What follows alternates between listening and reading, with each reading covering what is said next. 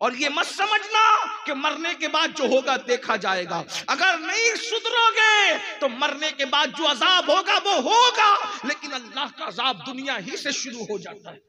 और अल्लाह के अजाब में मुब्तला हो लेकिन समझ नहीं पा रहे हो। ये जो रातों को सुकून की नींद नहीं आती, ये अल्लाह के अजाबों में से एक अजाब है। 80% मुसलमानों का मसला है, सुकून की नींद नहीं आ रही है। नींद की गोलियां खा के इस तरीके की दावत कर सकते हैं क्या? गरीब लोग इस तरीके का खाना कर सकते हैं?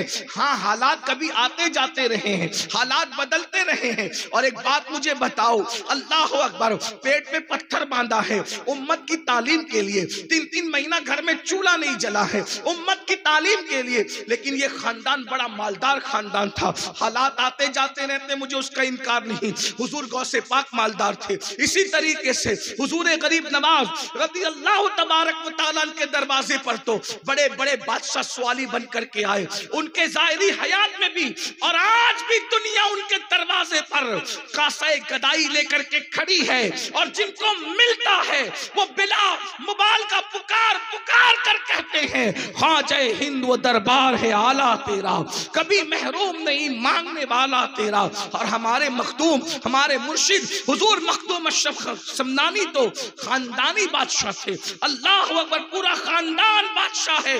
बल्कि आप फरमाया करते थे, महमूद गजनवी का खानदान हमारे खानदान का गुलाम है। इस तरीके से मखदूम साहब फरमाया करते थे।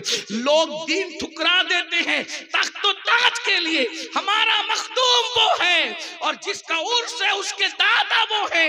अल्लाह अकबर, जिन्होंने अल्लाह अल्लाह अल्लाह की मोहब्बत में तख्त ताज को ठुकरा करके अल्लाह के रास्ते को इख्तियार फरमाया है। इसलिए याद रखना, गुर्बत कभी कभी इंसान को कुफ्र तक ले जाती है, मुफलिसी इंसान को कुफ्र तक ले जाती है। इसलिए आका अलैहिस्सलाम ने फरमाया कि मैंने गरीबों को, मुफलिसों को जहन्नम के अंदर ज्यादा देखा। और एक बात ये भी बता दूं आगे बढ़ने से पहले, मुकर्रिर लोग को क्यों देखा? इसलिए कि मैं किसी को टारगेट नहीं कर रहा हूं, मेरे जहन में कोई है भी नहीं। और टारगेट करके तकरीर करना ये गीबत है। गीबत करना मरे हुए भाई का गोश्त खाने के बराबर है। मेरे जहन में कोई नहीं, जनरल बात कर रहा हूं। अल्लाह अकबर, अक्सर मुकर्रिर लोग जो कहते वो करते नहीं। कुरान कहता है, लिमा तक़ूलूना मा ला तफ़अलून, वो क्यों कहते हो जो खुद नहीं करते। बड़ी माजरत के साथ रातों को तकरीर नमाजों पर होगी, फज्र में खुद गायब होंगे। याद रखना, अच्छी तरह याद रखना। अल्लाह अकबर, इसी तरह से अल्लाह के रसूल अलैहिस्सलाम फरमाते हैं,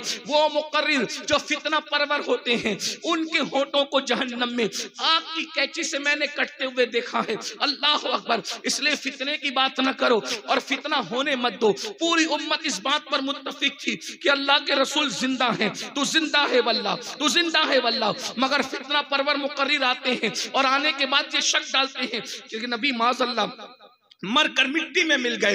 ऐसे फितना परवर मुकर्रिरों की होंठ काटे जाएंगे। पूरी उम्मत का इत्तेफाक था, रसूल जिंदा हैं, जानों से ज्यादा करीब हैं, हाजिर भी हैं, नाजिर भी हैं। या रसूल अल्लाह की सदाएं पूरी उम्मत लगाती थी। बाज मुकर्रिरों ने बस्तियों में आकर कहना शुरू किया कि माज़ अल्लाह, वो हाजिर और नाजिर कैसे हो सकते हैं। इसी तरीके से फितना डालते रहे। अल्लाह अकबर, याद रखो, फितना परवर लोगों से होशियार रहो, अपने ईमान की हिफाजत करो। सूना जंगल, रात अंधेरी, छाई बदली काली है, सोने वालों जागते रहियो, चोरों की रखवाली है। मैं अपने उन्वान की तरफ आता हूं। अल्लाह के रसूल अलैहिस्सलाम फरमाते हैं, मैंने जहन्नम में सबसे ज्यादा औरतों को देखा। आइए, आज की गुफ्तगू का उन्वान है जहन्नम का मुशाहिदा। थोड़ी देर हम जहन्नम का मुशाहिदा हुजूर के अल्फाज की रोशनी में करते हैं। काश दिल के कानों से कोई सुन ले, काश किसी के दिल में बात उतर जाए, हम अपने आप को जहन्नम से बचा सकते हैं। इसलिए कि कुरान कहता है, ओ अनफुसकुम व अहलिकुम नारा, ऐ ईमान वालों, अपने आप को भी जहन्नम से बचाओ, अपनी औलाद को भी जहन्नम से बचाओ। आइए, आका फरमाते हैं, जब मैंने जहन्नम का मुशाहिदा किया, माएँ और बहनें अगर यहाँ मौजूद है, उनकी खुसूसी तवज्जो, इसलिए कि अल्लाह के रसूल ने जो जहन्नम का मुशाहिदा पेश किया है वो आपके सामने बतौर मफहूम रखा जा रहा है। आका फरमाते हैं, जब हमने जहन्नम जहन्नम का मुशाहिदा किया तो हमने क्या देखा, कुछ औरतें हैं जो नंगी है और जहन्नम में औंधी लटकाई गई है। अल्लाह अकबर, जरा तसव्वुर तो करें, अगर कमरे में किसी को यूं ही औंधा लटका दिया जाए, नीचे सर हो ऊपर पैर हो और खूंटी से किसी को लटका दिया जाए तो उसकी क्या हैसियत होगी, उसकी क्या कैफियत होगी। अल्लाह अकबर। लेकिन अल्लाह अल्लाह एसी का कमरा नहीं है, दुनिया का कमरा नहीं है, बल्कि अल्लाह अकबर अल्लाह के सच्चे रसूल सादिक व मज़दूक ग़ैब नबी सल्लल्लाहु अलैहि वसल्लम फरमा रहे हैं, जहन्नम के दहकते हुए शोलों में औरतों को उल्टा लटकाया गया है और उनके बालों से उनको बांध दिया गया है।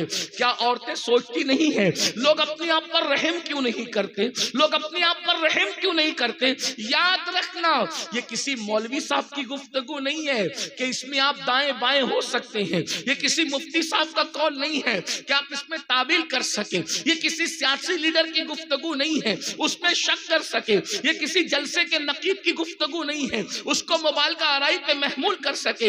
ये उस रसूल का फरमान है जिसके बारे में कुरान कहता है, वमा यंतिकु अनिल हवा इन हुवा इल्ला वह्युन यूहा। ये वो रसूल हैं जो अपनी मर्जी से कुछ नहीं कहते, अपनी तबीयत से कुछ नहीं कहते, अपनी ख्वाहिश से कुछ नहीं कहते, जबान इनकी होती है, कलाम खुदाबंद कुद्दूस का होता है। जरा बहनों की तवज्जो, लरस जाओ, तुम्हारे और मेरे सच्चे रसूल फरमा रहे हैं, औरतों को जहन्नम में औंधे मुंह लटकाया गया है, उनके बालों से उनको बांध दिया गया है।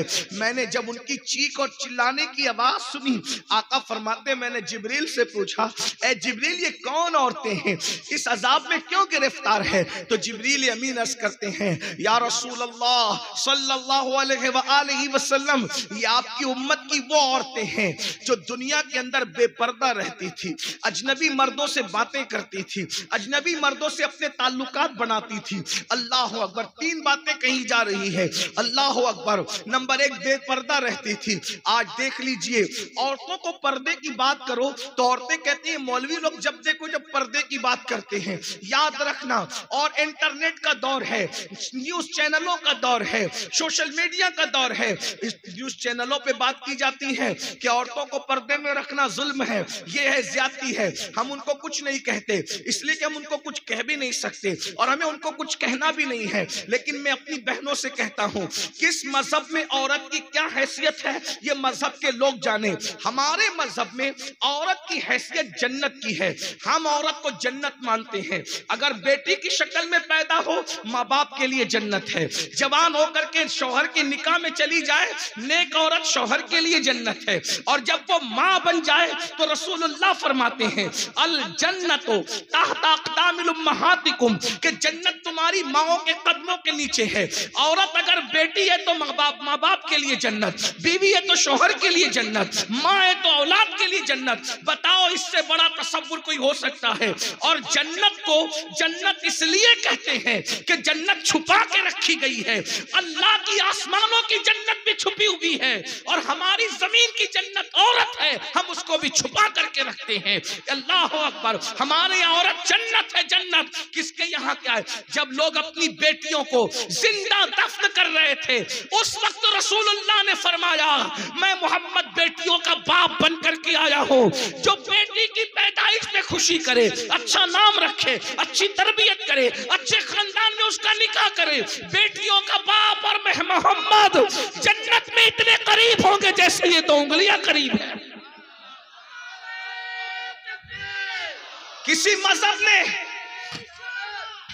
मजहब ने औरत को ये मकाम दिया हो तो बताओ, किसी मजहब ने औरत को ये मकाम दिया हो तो बताओ। अल्लाह के रसूल अलैहिस्सलाम फरमाते हैं जब सफर से आया करो कोई ना कोई तोहफा लाया करो, जब सफर से आया करो कोई ना कोई तोहफा लाया करो, और जब तोहफा लाया करो तो पहले बेटों को मत दिया करो, पहले बेटियों को दिया करो। हुजूर तोहफे के लिए फरमाए बेटियों को दिया करो, इसलिए कि अगर 3 बेटियां हैं 1 बेटा है, बेटे की अहमियत ज्यादा होगी। आका फरमाते हैं तोहफा लाना तो पहले इकलौते बेटे को मत देना, बल्कि जो 3 बेटियां खड़ी है ना, ममता की मूरत बनकर उनको देना। इसलिए कि आका फरमाते, क्या फरमाते, तवज्जो फरमाए, फरमाते बेटियों का दिल बड़ा नाजुक होता है, बेटियों का दिल बड़ा नाजुक होता है। पहले बेटे को देंगे और बेटी को बाद में देंगे तो बेटी का दिल टूट जाएगा। जिसने बेटी का दिल तोड़ दिया उसने मुझ मोहम्मद का दिल तोड़ दिया। अल्लाह अकबर। गौर फरमाए, जब लोग अपनी बेटियों को अपने हाथों से जिंदा दफन कर रहे थे, उस वक्त मेरे नबी अपनी बेटी सैयदा फातिमा की आमद पर उठ उठ करके खड़े हो रहे थे और फरमाते थे, फिदा के उम्मी बाबी या फातिमा, फातिमा मेरे माँ बाप तुझ पर कुर्बान हो जाए। अंदाजा तो फरमाए, हुजूर ने ये बेटी की अहमियत बताई है, लेकिन अल्लाह अकबर, अंदाजा फरमाए आज कौम की बेटियां बेपर्दा घूम रही हैं, बेपर्दा है। याद रखना, पर्दा किससे किया जाए? अल्लाह के रसूल ने फरमाया औरतें अपने नबी से भी पर्दा। बस ये एंड, इससे बड़ी बात मैं नहीं कर सकती। पर्दा किससे किया? तवज्जो फरमाए, पर्दा किससे? औरतें अपने नबी से भी पर्दा। अल्लाह के रसूल अलैहिस्सलाम ने अपने सामने औरतों को बेपर्दा आने नहीं दिया, पर्दे के हुक्म के बाद आने नहीं दिया। अब आपसे पूछता हूँ, औरतें बाज मकाम पर कहती है बड़ी होशियारी से, मौलाना पर्दा तो आंख में होना चाहिए, मुंह पे पर्दा डालना कोई जरूरी नहीं। तो मैंने कहा क्या सहाबिया की आंखों में पर्दा न था? तुम्हारा ये जुमला कितना गंदा है, कहां कहां जर्ब लगाता है। और मर्दों तुम्हें क्या हो गया, तुम्हें क्या हो गया?